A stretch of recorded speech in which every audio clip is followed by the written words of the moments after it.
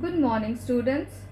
In the previous class, we have studied half of chapter 9, Camping by the River. Today, we are going to discuss the rest half of chapter 9. We'll start from page 62, fourth paragraph. In the previous class, we were discussing about the narrator and his two friends, namely George and Harris, that they were busy putting up the canvas over the large iron arches.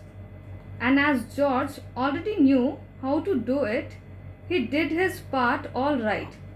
And as it was a new work for Harris, so he messed up the whole work. Now, let's start the explanation of the chapter. Here the narrator says that although it was a new work for Harris, but somehow he managed. And after 10 minutes of his effort, Harris found himself rolled and wrapped around by the canvas, and he was not able to come out.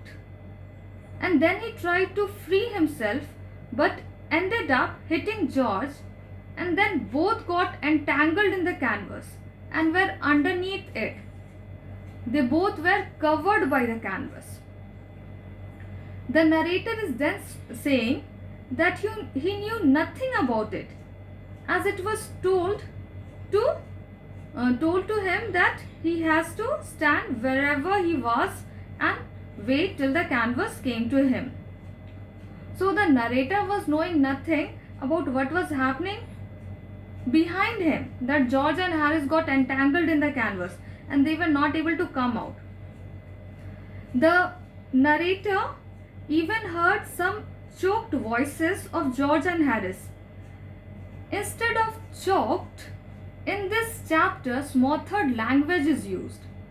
Smothered means the sound which cannot be heard clearly. The sound which comes out when someone's face is covered. So the narrator was hearing all those smothered sound, but he was not turning back. He thought that it was nothing, but they were actually finding it difficult to put the canvas.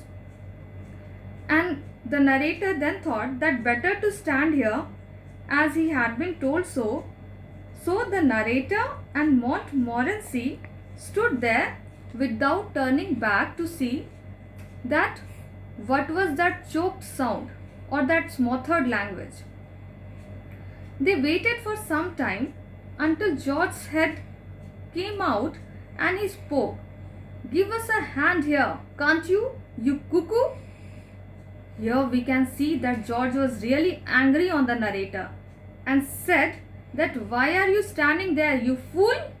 Instead of giving us a hand to come out, you are just standing and not turning back." And when the narrator heard this, he helped them to come out, as the narrator cannot resist any type of request. And after half an hour's effort of the narrator, George and Harris, they were able to put up the canvas properly.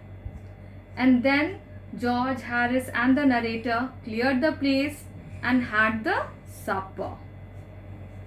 So students, was this story interesting? Hope you understood the whole chapter. Thank you.